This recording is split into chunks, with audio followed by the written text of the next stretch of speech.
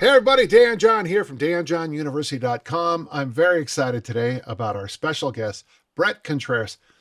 I want to say it's been 20 years that I've known this young man, and actually I think a whole bunch of our conversation, Bret, I'd like to talk about when we first met because and I'm certainly not blowing smoke, as you know.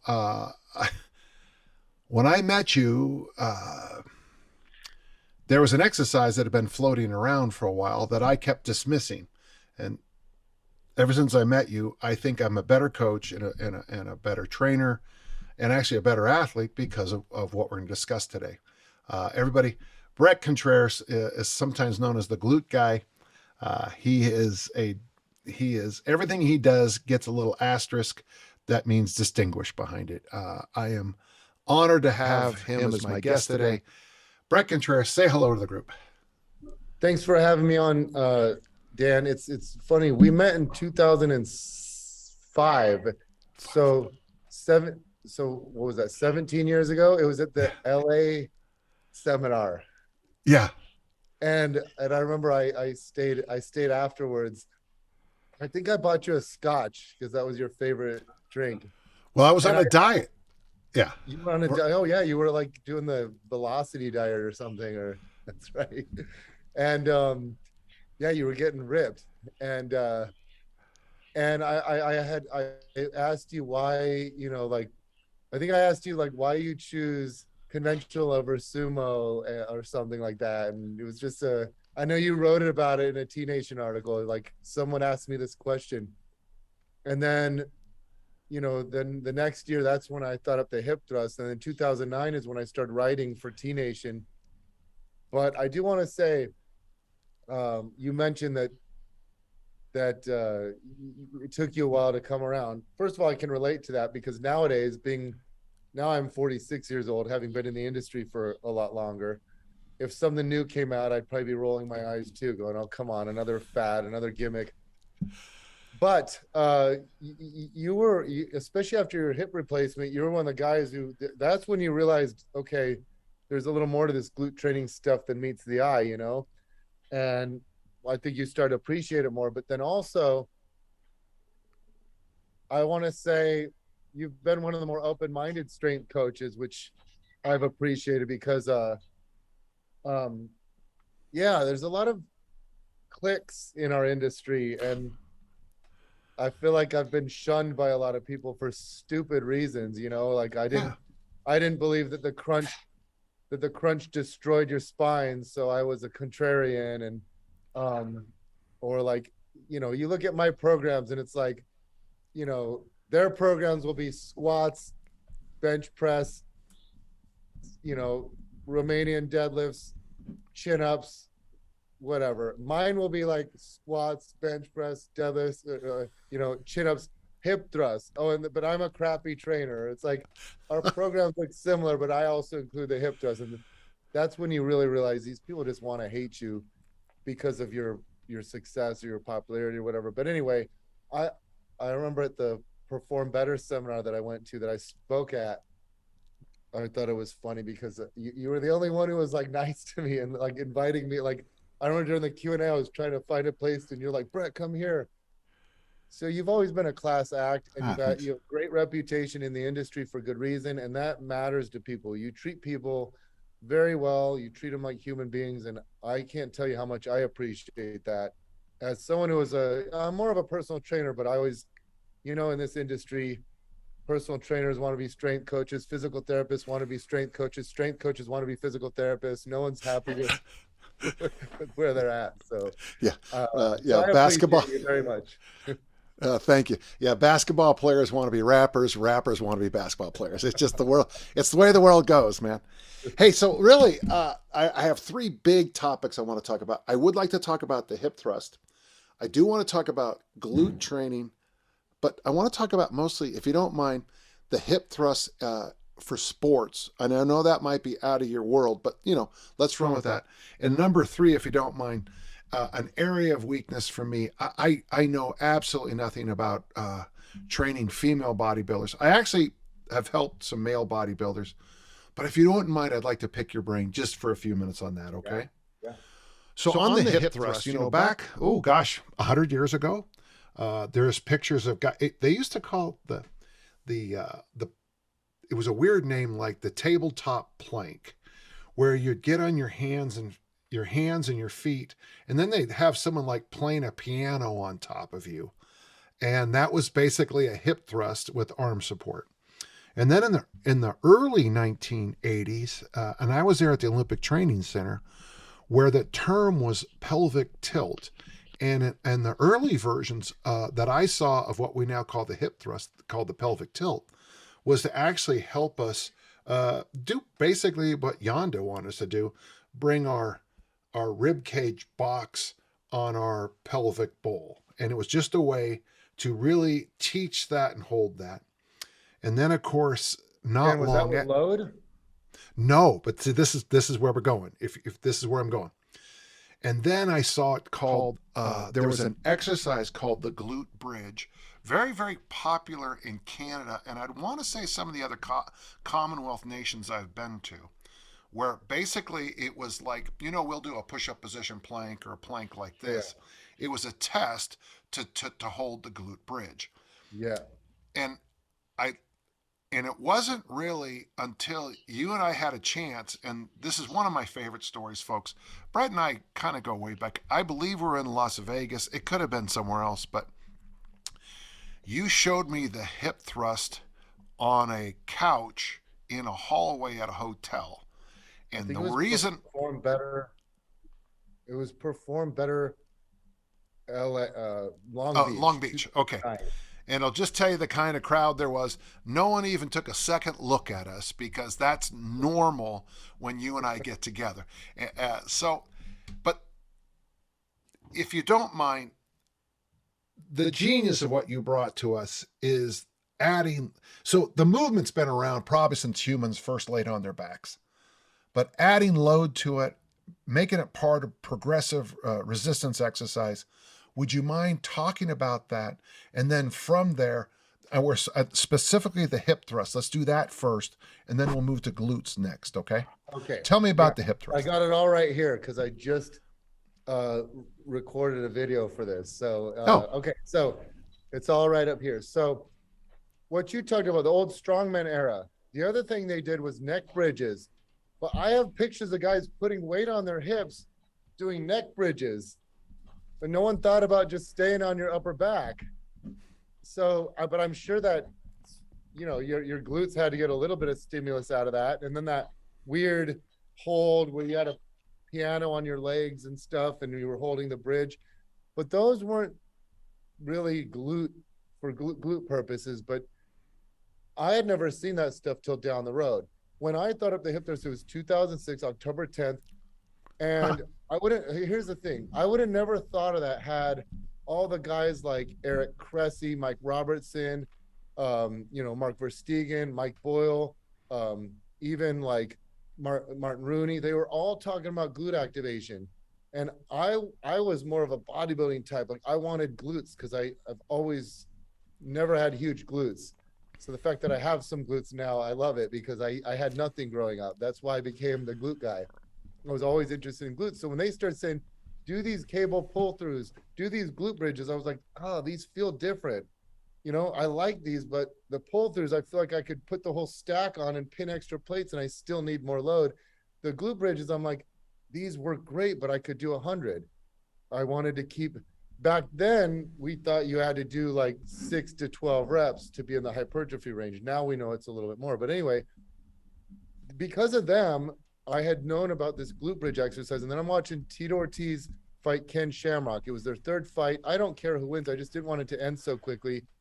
But Tito mopped the floor with him. But it got me thinking, I wonder why more guys don't, try to bridge up explosively. Because I have a twin brother, and that's all we did when we were younger was grapple. And someone would straddle the other person, you dig your knuckle into their sternum and flick them and stuff. And then you get so mad, you'd buck like crazy and you get them off of you. I realize in jiu-jitsu it's more complicated, especially if they get their hooks in and stuff. But either way, in MMA, they're not getting their hooks in, they're just ground and pounding. You'd think if they had strong glutes, you'd throw them off you. So it's about 9:30 at night. I'm watching this and I went, I wonder if there would be a way to strengthen that motion, but you can't be like, say you and I are training partners. Hey Dan, will you straddle me? I'm gonna pump out 50 glute bridges. That's not really appropriate. So I was like, how could you add load? And then I was like, well, how do you add range of motion? Because that's another problem. It's just a short little. What if you could sink deeper? So this is the same reverse hyper that I used then. I've had that reverse. It's reverse hyper always serves as the standing desk too, so wherever you're at. So it's a dual purpose. But I put my glute ham raise, my glute ham developer right next to my reverse hyper, put my shoulders up on the glute ham developer, feet up on the reverse hyper, sunk way down, thrust it up. But the way I added load was through a dip belt with the weights underneath me, the plates underneath me. And I think I put 4 45-pound plates. I did a set of 15 and my glutes started cramping up. And it was the first time I was like, oh my God, I've never felt like my glute was the limiting factor. Like when you do an exercise, like maybe like some sort of pec deck and you're like, your pec is the limiting factor. I never felt my glutes. That was what fatigued to where I can no longer do a rep. And so I was like, this is it. I got to teach people how to do this. And I was always wanting to write for T Nation. And I'm like, finally, this will be the article to write for T Nation. But then I'm like, wait, how many people have a GHD and a reverse hyper, and getting the plates on was such a pain in the butt. And what if they split apart? You would fall and hit your sacrum. So that led to, I invented this scorcher. Then the economy collapsed. Then I wrote an ebook, start blogging, start social media. And I'm like, I can't tell people to buy this scorcher. It's this expensive, clunky apparatus. I need to figure out a way for people to do this, from their gyms. That's when I thought up the bench. But I was like, how do you add load?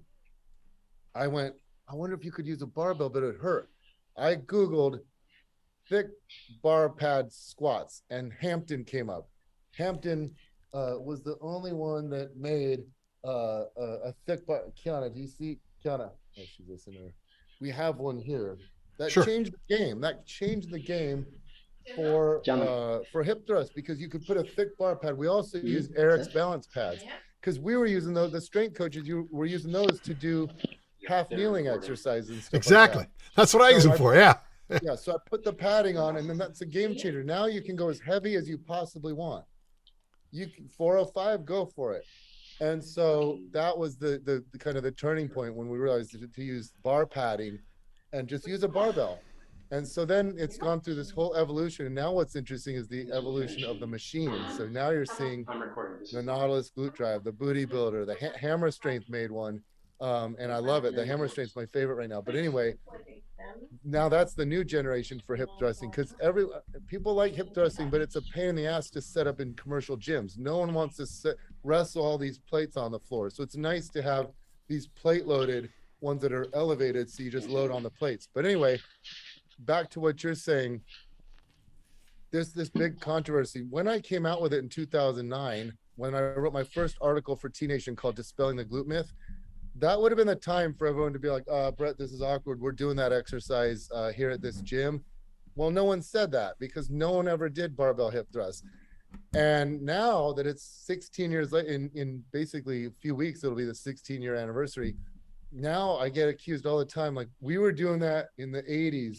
My dad was doing that in the 60s. And it's such a funny argument because I go, oh my God, that's amazing. Can you just send me a picture? Send me a video picture, any evidence, and then I will post it on my blog. I think it would be cool. And they always say, LOL, no one had cameras back then. But I'm like, Dan, you and I grew up consuming. We were obsessed with like. It would be in those magazines there. Right. Yeah. Right. Yeah. The magazines, the books. It would even be in the background of like pumping iron. You'd see someone doing a hip thrust. So but here's the funny thing. Someone did send me. This was hilarious because I'm just used to people sending me stuff and then I debunk it. But Beyonce, so there was a VH1, is that MTV, and there was like VH1. Whatever, yeah. And there was a documentary on her in 2003. This is 3 years before I thought up the hip thrust. And there's a video clip of her using one of those pre-made bars. It's like 50 pounds or something. And she's on a Bosu ball doing barbell hip thrust. So technically Beyonce's trainer, whoever it was in 2003, invented the barbell hip thrust. But the point is, I thought of it on my own. I used a Yeah. pad, and it was just a progression. But it's funny, you mentioned 2009 Long Beach, and I remember meeting Gray Cook, and I tried to. I think it's so funny looking back now because I waited for like you, Eric Cressy, all these guys. Gray Cook was one of them. Mark Verstegen, even like God, this cracks me up. I can't remember his name. It's okay. Old school sprinting guy, but Not Vermeil, but not Vermeil. it'll come to me in a second. Hang in there. Yeah. But anyway, they must have been. I wrote them like reports. They must have been like, who is this guy? Oh God, I can't imagine what they must have thought of me. But Gray Cook was like, you don't load up an activation exercise. This is an activation exercise. You don't load it up. And I'm like, well, I've actually measured the EMG activity. If you want to talk about activation, when you do a bodyweight glute bridge, you get about 30% of MVIC. You do, a 400-pound glute bridge, you get up to 100%. And I could tell it just wasn't. A lot of people weren't ready for it yet. It was too much too soon. But what's interesting is, the hip thrust took off. You don't see barbell glute bridge as much. People like the elevated range of motion so that's kind of the history of the hip thrust, and things came along the way. Like when Mark Bell made the hip circle, that was such a comfortable. Now people are putting bands around their knees to do hip thrust and feeling it even more in their glutes. When some guy, I think his name was Dan Teaches, made the squat sponge, that now you got these bar pads. So Hampton always took like a month or two to get the bar pad to people, and they were always out of stock or late. Now you have them on Amazon, and people can order these squat sponges and get them 2 days later. And now everyone in the industry is making their own hip circles and squat sponges. But those guys were innovators. And then along the way, we've changed the form. We had the hinge method, the scoop method. And then there's these debates now where the debates now are, should you use hinge and neutral spine, or should you scoop and posterior pelvic tilt? And the camps are like, when you posterior pelvic tilt, you're flexing your spine. That's going to damage your discs, just like the old crunch debate. And then now it's, should you do full range hip thrust or just the top range hip thrust pulses? Because that's the only part that's really effective. And are knee bands beneficial or detrimental? To me, of course, they're beneficial. You feel it, but people will say what you feel is a lie. And it's, they say all these weird things like, only certain fibers of the glutes were meant to abduct, but when you're down in hip flexion, it's different. And they'll say, you're fighting against your body's natural. And I'm going, no, it's an amazing invention, but people there's always controversies. And 10 years from now, there'll be new controversies. And then the controversy now is, did Bret invent the hip thrust? And you'll see, God, there's even fabricated studies now. A researcher came out and made up this study on squats versus hip thrust. It turns out it was all made up. And this study made the rounds in 2020. And then now 4 papers from this group's research have been retracted. And it turns out they just made up the data. And then you also had someone take a picture of some, like, it looks like God, why am I so bad with names? Not Hacking Schmidt. What was the hack squat name? It wasn't him. It was the old school. Okay, go ahead. Who is one of the most famous old school strongman, like circus strongman back in the day? He had a great Sandow. Sandow. It looked like Sandow. The guy's doing a hip thrust, and he's got this mustache, and it's in black and white, and it looks just like an old school strongman. And someone came out and said, this is evidence that Bret Contreras never invented the hip thrust. This is a picture of Eugene Sandow, and this was, he lived in 1800s and died in early 1900s, and so this has been around for hundreds of years. And then you take a look closer, and you're like, wait, they blacked out the shoes. Wait, that's a hammer strength bench. Those are Pendlay plates. Those are Pendlay plates.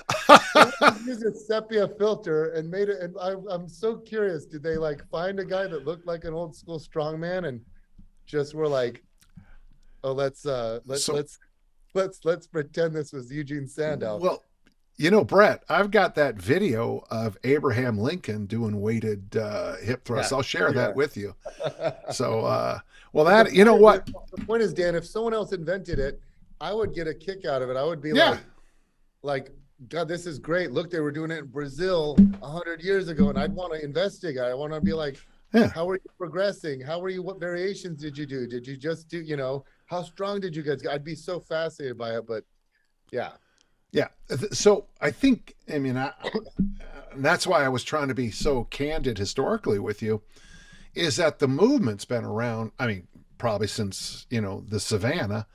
But Yoga days, yoga did it, oh, and someone one time said I didn't invent the goblet squat, and then sent me a picture of a naked Playmate model doing a goblet squat with no weight. And I thought, I mean, I love the picture, thank you very much, but that's not a goblet squat. Hey, so the key is what I discovered the first time I started doing them was, the glute is the engine of track and field. The glute is the engine of American football. To me, the thing I sensed instantly when I did my first actual hip thrusts was this is hitting a muscle that, yes, I probably got it front squatting. Yes, I probably worked it overhead squatting. But this is a very simple, I don't think it, I mean, you can disagree with me because, I think the squat is simple to teach. And I also think the hip thrust is simple to teach because I have that Olympic lifting background and track and field. But I feel I can teach someone the hip thrust quickly, and they're getting benefits of it within minutes of when I first show them. I think as we're speaking now, glute training is radically different than it was. And all you need to do is look at the competitors from the 1970s. Corey Everson, that she was a track and field athlete, but her glutes, I mean, this is going to sound strange, her glutes don't match up to a regional competitor in this time, right? In fact, at gym I'm at, they have all the pictures of the Olympia. There's like Rachel McLish and these people. And that's what I say, like, because it's funny, like you can't be appreciated while you're alive, like it's right. or unless you're really old. Like we could appreciate Louis Simmons because he was old, but if Louis Simmons was like 40 or 50 in his heyday, in nowadays social media, he'd be hated and bashed and he, well, even back then he was. I mean, but now with social media, it's even worse. I've noticed since COVID times, just this. Yeah. Like, Dan, if you made a post saying like, I invented the goblet squat, you'd have at least like 5 people be like, LOL, no, you didn't. That was around forever. And it's like, why would you lie about that? Yeah. What does that do? And number 2, now you and I did not name. You didn't name the goblet squat after you. What else did you invent? You invented a couple exercises. Well, I would say the suitcase carry. With you could have named it the Dan John squat. You could have named it the Dan John carry. I could have named it the Contreras hip thrust. I didn't. But now you have guys calling variations after themselves. I'm like, and it's a variation. We did hip thrust pulses for years. Yeah. And you have guys naming it after themselves. And I'm going, this is such a bizarre world we're living in right now. It'd be like if I said, you guys, the goblet squat is not effective because you're limited by how much your upper body can hold. I don't agree with that, but coaches say that. Like, sure. So, but if you just do the bottom goblet squat pulses. Now, I could call it a goblet squat pulse, but instead I'm going to call it a Contreras deep knee bend. This is called a Contreras deep knee bend. And you'd be like, and now I get the credit for an exercise you invented when you've done pulses too, I imagine, along the way. Oh, but like, sure, anyway, sure. We used to call them, yeah. It's a silly world we live in right now. So for my athletes, we've been using that. I think your book, Strong Curves, I did some jokes with your Glute Lab book. I remember when that came out and I did a workout with the book. For those who don't know the book weighs about 500 pounds. And when the 6 pounds. And when the poor driver brought it off the van, I had to help carry the book in. But strong curves, you have these, you basically, and there's one part there's two sets, and it's this little combination of, it's hip thrust, a squat, clamshell, and then there's one other thing. But I focused on those three, the hip.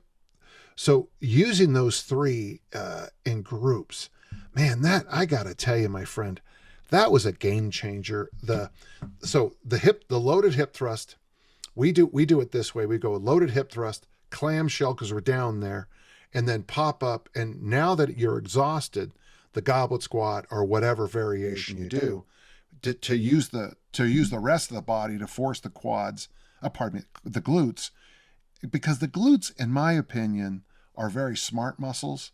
They like to stay out of the fray as much as they can. That's what the research suggests. Like, they don't activate highly with common everyday movements. They get called in with heavier and powerful stuff. Yeah. And I always tell people, in daily life, you activate your quads. When you stand up from a chair, when you walk upstairs, you'll get 70% of MBIC with quad activation. Nothing in your daily life do you get that with that high of percentage with glute activation, unless you're picking heavy things up off the ground or sprinting or climbing 2 stairs at a time, stuff like that. Yeah. So I feel that the hip thrust and direct glute work. Now this is important. I want you to make sure you understand what I'm saying.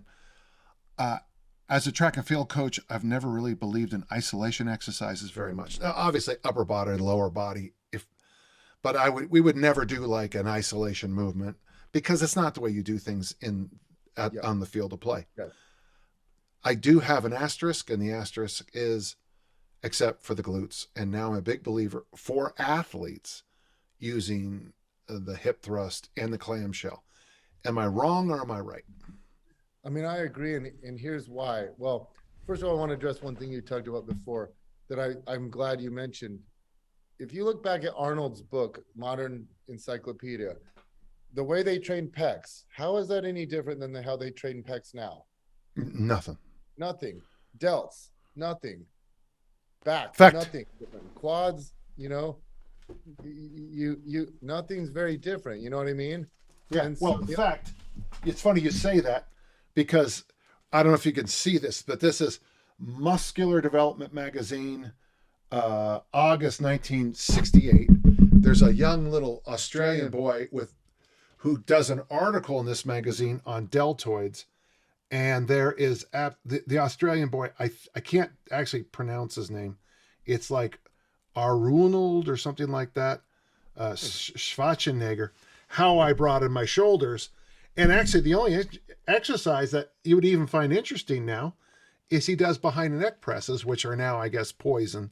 And if you do them, I guess children die if you do behind neck presses. But if you do scat wall slides, it's good. If you do behind the neck press, it's bad. But anyway, yeah, it makes no sense. But you're right. That article by Arnold in 1968 is, I would cut and paste that article, send it into a magazine, and it get published today as cutting edge. But the only thing that's different is glutes have done a complete 180. What completely different? Same, quad same, calf same. Every muscle group is the same, and glutes a total 180. And I mean, at the risk of tooting my own horn, I think I'm responsible for that. But I will credit the guys who came before me who paved the way. All these guys with their glute activation stuff, what they were saying is, we're only doing squats and deadlifts and lunges. Let's do some stuff in the other vectors. Let's do some horizontal and lateral rotary vector stuff. But I took it up a step. Yeah. They were you added load. Band body weight stuff. And I said, no, let's add load to these. And now we're doing more abduction with bands and even the seated hip abduction machine, the cable standing hip abduction. Cable standing hip abduction, look at the glute medius. It's a big muscle on the lateral thigh. How could that not be important for sports? For pushing to the off to the side, do a cable standing hip abduction, do some stuff for even the lateral band walks are great. Do some hip thrusts, because what the research is showing, and I think this is what you're getting at, is it needed for sports? Well, there's not a lot of evidence on this, but there's mixed evidence, but more of the research on force vector stuff, if you look at all the studies, there's definitely something to it. Like, And Bret, Especially if you look at there's plyometric studies, there's strength training studies, but basically, if my study was the first strength training study looking at, but the group that did front squats got better at jumping, but the group that did hip thrust got better at accelerating. And that has a specificity component to it, because when you're leaning forward, pushing off, some people will say, no, that's just vertical force tilted forward. But no, your foot stays on the ground and you're pushing rearward more. It's not like a step up aimed that way. It's more foot gripping the ground. It's more hamstring. It's more glute end range, especially as you become more upright. But the point is, you should do both. And with the hip thrust, another case study, I did this with 2 identical twins. So yes, it's only a case study involving twins, but these were identical twins, so it removes the genetic confounder. And if you were there, you would have been really convinced, because these twins were very athletic, but they never lifted weights. They played sports their whole lives. They did aerobics classes and stuff. Well, the squat twin, she ended up going up 63% on her squat. The hip thrust twin went up like 57% on her hip thrust. They got way stronger. One girl only did squats for 6 weeks. One girl only did hip thrust for 6 weeks. I pushed them so hard. And that's the first time as a trainer, conducting this study made me realize I don't have a stopwatch. I could be better as a trainer. I was like, okay, like we did 2 minutes rest, a minute 30 would come around. I'd be like, okay, guys, get ready. Okay, go now. I'd be down, making sure parallel on each rep of the squat, making sure full hip thrust. And we did DUP, and it was an aggressive DUP program 3 times a week. And the last set was an AMRAP set. So it was pretty brutal. And basically I had them retest their max, and I had them I discovered a new way to use the force plate. Force plate, people just do vertical things on it. I would put the force plate a few feet away from a wall and then push as hard as you can against the wall into the force plate. So it's like you're at a 45-degree angle, pushing forward as hard as you can. And I will tell you, the hip thrust twin, they were dead even in the beginning of the study. 6 weeks later, the hip thrust twin smoked the squat twin. And it was hilarious because they're so competitive. But yeah, Ashley would be like, oh, I'm the stronger twin. And Cassie would be like, give me another try. Give me a try. It didn't matter how many tries. It didn't matter how angry she was. Ashley would then go and smoke her and just be like, who's the strongest twin? It was hilarious. But to me, obviously you need another study. But to me, a lot of sports like linemen, that's an important thing, pushing forward. Now, you could argue, could you get that with pushing sleds? Could you get that with other exercises? Maybe, but why not try the hip thrust, especially given that when I first invented the hip thrust, I had my scorchers. So it's like your feet are way up here. Yeah, back here. I wanted to buy that from you. Yeah, that's right. You wouldn't let me buy it. I might have an extra one for you. But anyway, they would sink way down. These linemen would do a set of 20 reps with just body weight. Now, keep in mind, these guys weigh 350 pounds, They do a set of 20 and their glutes would start cramping up so bad. They'd get off it. They'd be like, what the hell? And they'd be like, I love this. Oh my, that's what I want. But I haven't felt that with, I don't have to put on a belt. I don't have to wrap my knees. I don't have to load up. I just got this great stimulus. They like it. They feel like it works. Sometimes athletes kind of have a sixth sense about what works for them. And the coaches are the ones who screw things up by being so dogmatic. So, well, I mean, I've been around a long time. And so when I did my first day, I was like, yep, that's it. And as much as I love the kettlebell swing, I can teach the hip thrust. I'm not exaggerating, but if you can't figure out the hip thrust in 4 or 5 minutes, maybe you shouldn't be an athlete. But the kettlebell swing might take me a few weeks to get it. And there's some similarities. I mean, to me, I look at the hip thrust and then I look at the kettlebell swing and I see basically the same movement. I see the deadlift. Kind of like the squat. The squat is to the jump squat as the hip thrust is to the kettlebell swing. Holy, like, okay, stop just there, right there. Take a moment, look in the camera and say that again. Cause that's what do you call those? That is a capture. 3, 2, 1, say that again. the squat is to the jump squat as the hip thrust is to the kettlebell swing. You know, you'd want to master the squat before you did jump squats. You want to master the hip thrust before the kettlebell swings. But when I have someone, I mean, I'm not the first coach that said this. When you get someone who can do kettlebell swings, you're like, someone who did RKC back in the day, you're like, yes, because they're going to be so easy to coach with every movement. Squats are going to be easy for them. Deadlifts are going to be easy for them. Yeah. And when I teach the RKCs, one of the things I show them is those positions that we do in the hip thrust. Yeah, because I think those are so valuable. Wow, that's good stuff. Okay, so I feel very comfortable about our conversation about the loaded hip thrust. I'm glad we talked about the sports application for the glute work too. And now for the last thing I wanted to talk about today, if it's all right with you. Real quick, one more possible benefit. Go. One more possible benefit that we didn't mention is what if, because, you know, people will notice a huge benefit in glute hypertrophy.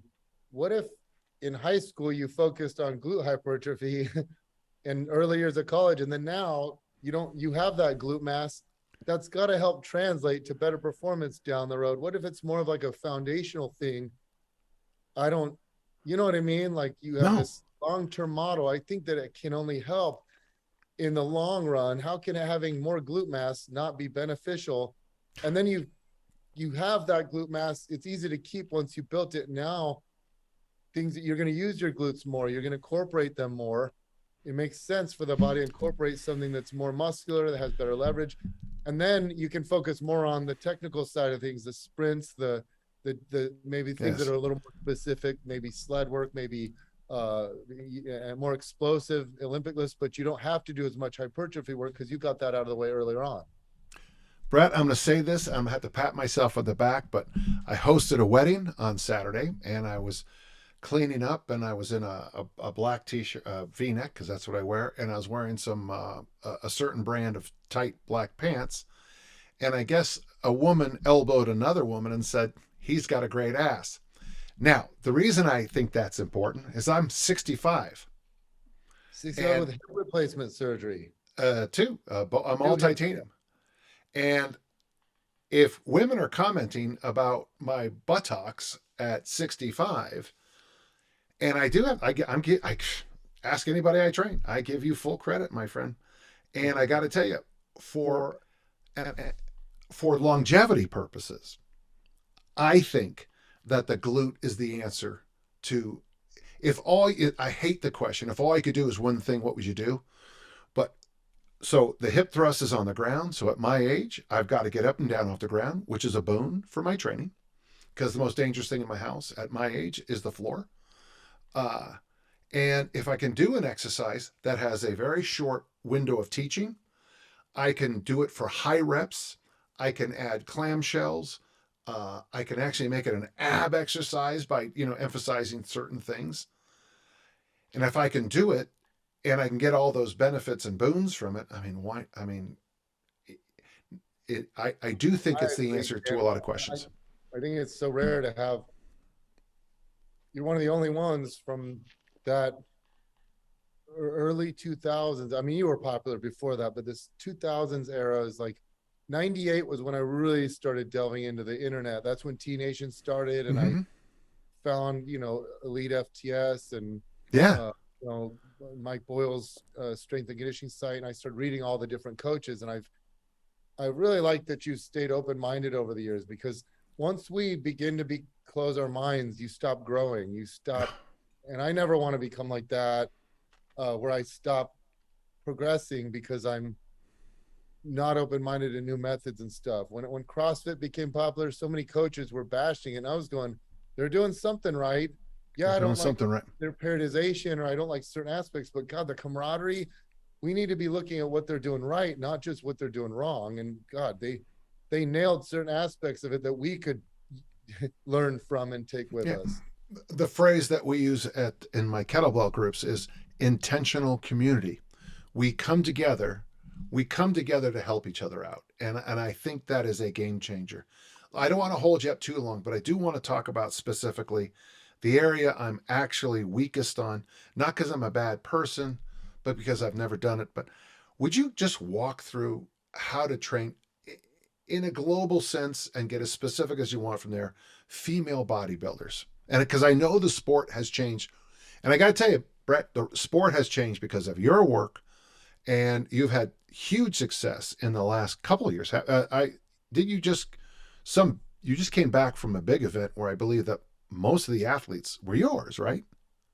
No, most of my girls win their pro cards like very quickly. That's what I'm known for in the WBFF. But there's the NPC, IFBB. That's Okay. much more popular. WBF I like because you don't have to.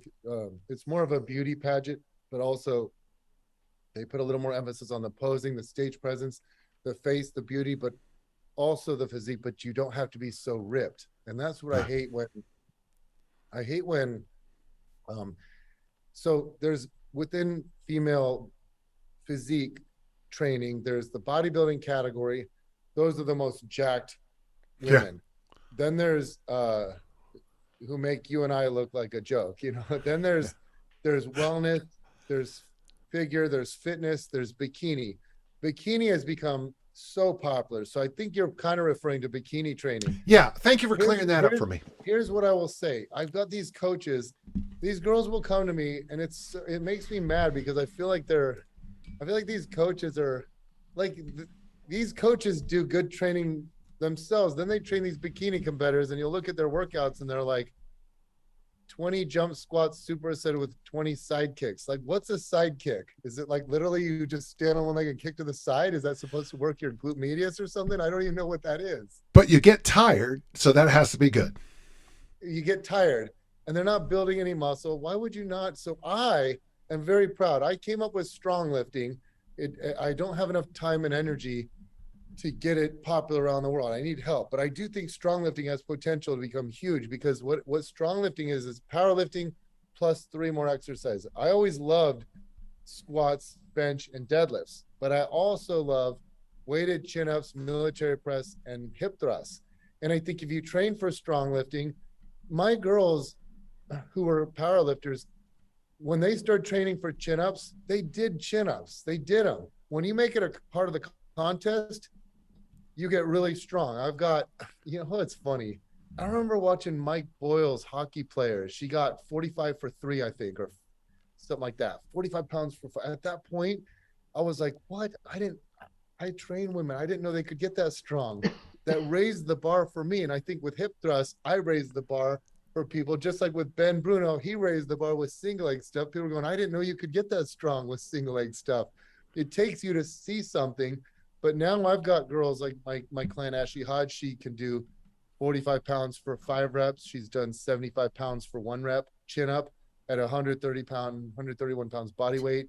But their backs are just crazy.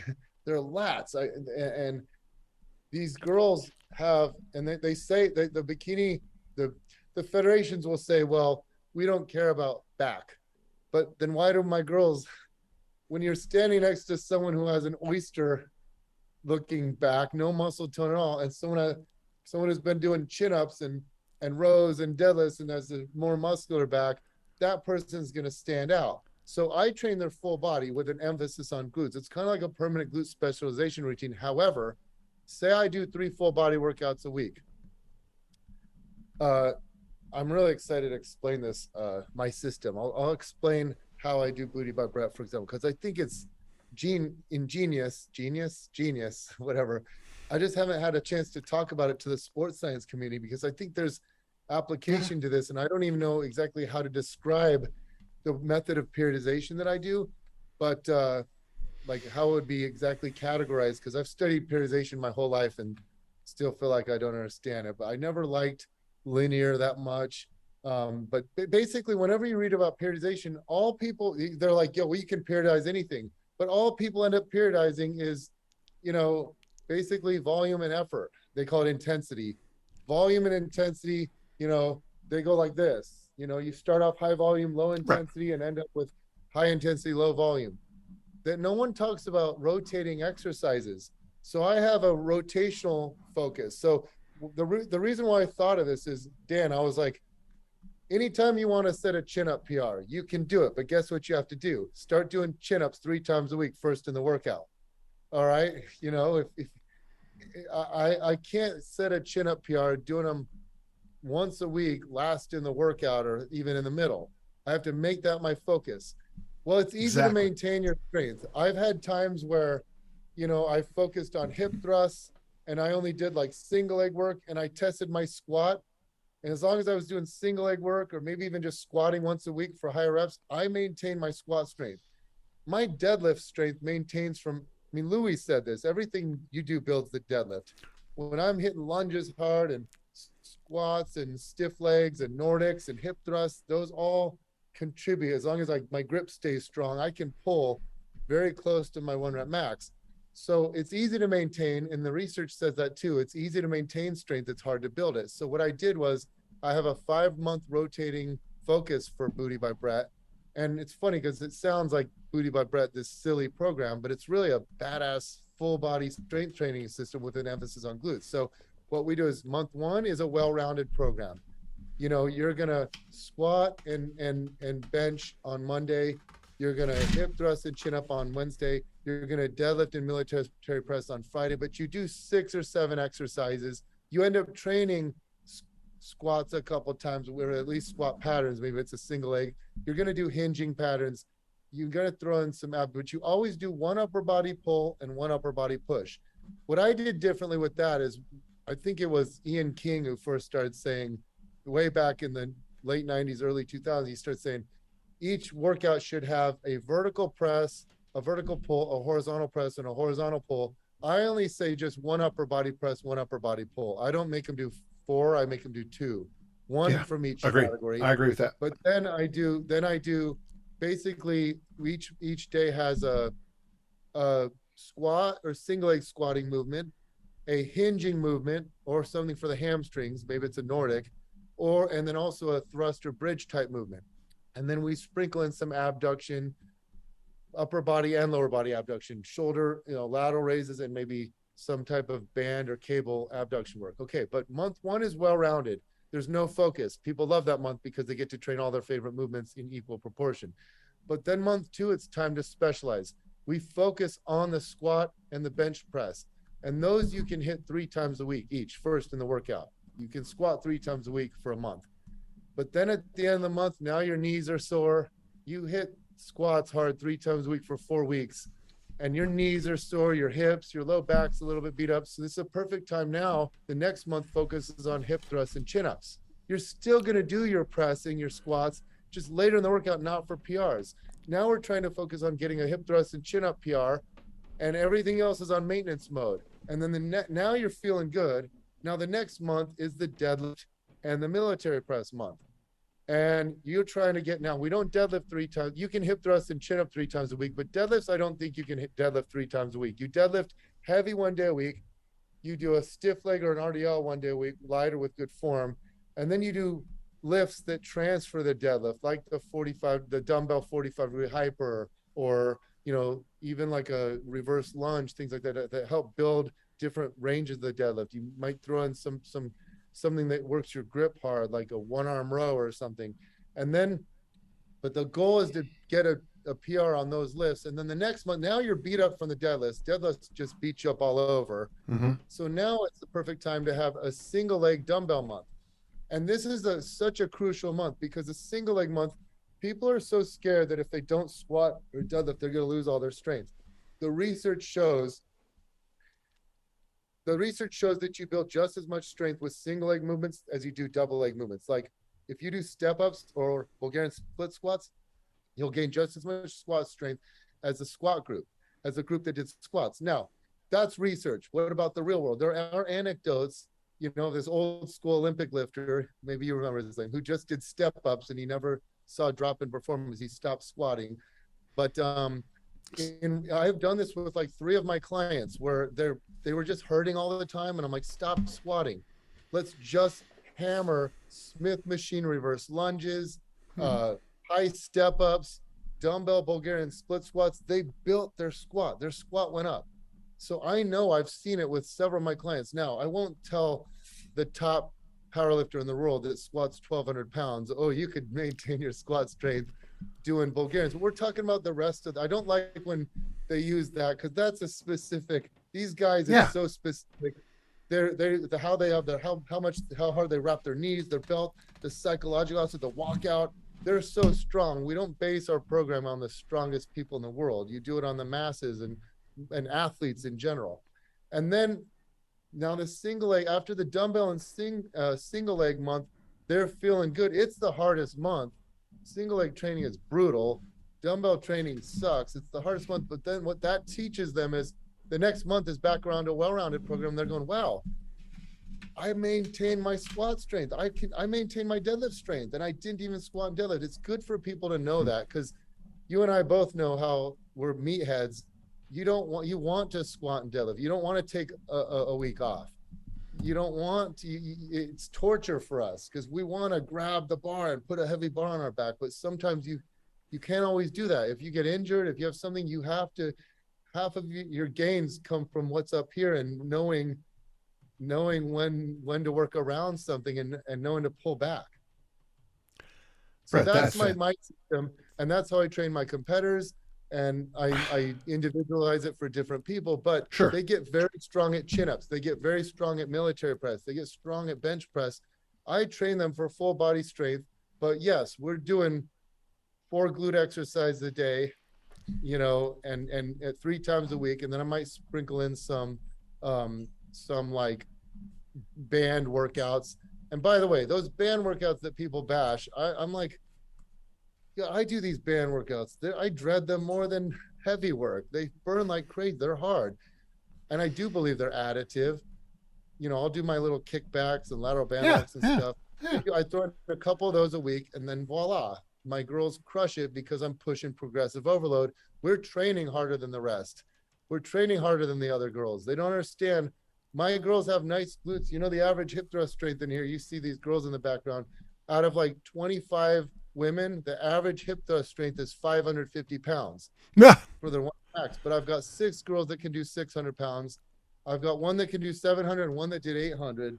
We're the strongest all-female gym in the world, all natural, all-female gym in the world. And, so when a girl hip thrusts 315 pounds, she's really proud of herself. You come in here, they're hitting that for 20 reps. And I always joke around, like, you go to an Olympic training center, why do they get so good at squats and Olympic lifts? Because it's all full of platforms. That's all you have is squat racks and platforms. But you look on the edge, and all I've got on that edge is just hip thrust stations. I can have 15 people hip thrusting in here if need be, And I love it. I think, and by the way, I don't know if you saw, I did a video on my home gym, and I talked about your hip bands, your hip thrust machine, and your hip thrust lite, LITE machine, which I'm a big fan of. And I deleted the comment because I was in a bad mood, but somebody said, if you're going to do paid for programming, you should have a little, sign up, because they thought I was pimping out your stuff, which I thought was funny, because I buy your stuff. I like the equipment I use. It was just a funny thing that someone was questioning my I don't know, my integrity, my character, which was interesting. At this stage of the game, you need a few extra bucks to promote. I will say this: if I'm gonna whore myself out for equipment, Bret, I'll be knocking on your door. For the record, most people don't know this, but no matter where Bret goes, I end up pulling up into his driveway. Arizona, remember that? You had that little house with all the machines, and of course I came down to the other place. Yeah. So I do. I stalk you in real time. So that's. Well, listen, I don't want to hold you. I want to say, like, if you would have told me 20 years ago, Dan John's going to be inviting me on his podcast and complimenting me, I wouldn't have believed it. So you're a legend. I'm a student of the game, and you're also one of the most well-respected people in the industry. You always have been, for good reason. And so your words mean a lot to me, and I do appreciate the support so much, more than you could know. Honestly, I tell people about when we first met and how impressed I was, and to watch what you've done for everybody in our industry. If I was at all a tiny part of what you've done for people, then it's been worth it. It's been worth all the work, all the years. I really appreciate you saying that, Bret. I just thank you so much. This was great. If you listen to the whole podcast, folks, you probably got like 7 books worth of knowledge, and I appreciate it. Bret, thank you. And I know you're a busy man. Keep up what you're doing. You're making a difference, and that's the highest praise I can give. Thank you. And thanks for having me on. And anytime you want me on, I'm all yours. So All right. have a great rest of the week. I'm holding you to that. Okay, I will. Yes. Best to you. Part We'll 2. talk soon. Okay, You bet. thanks, Dan. Talk soon.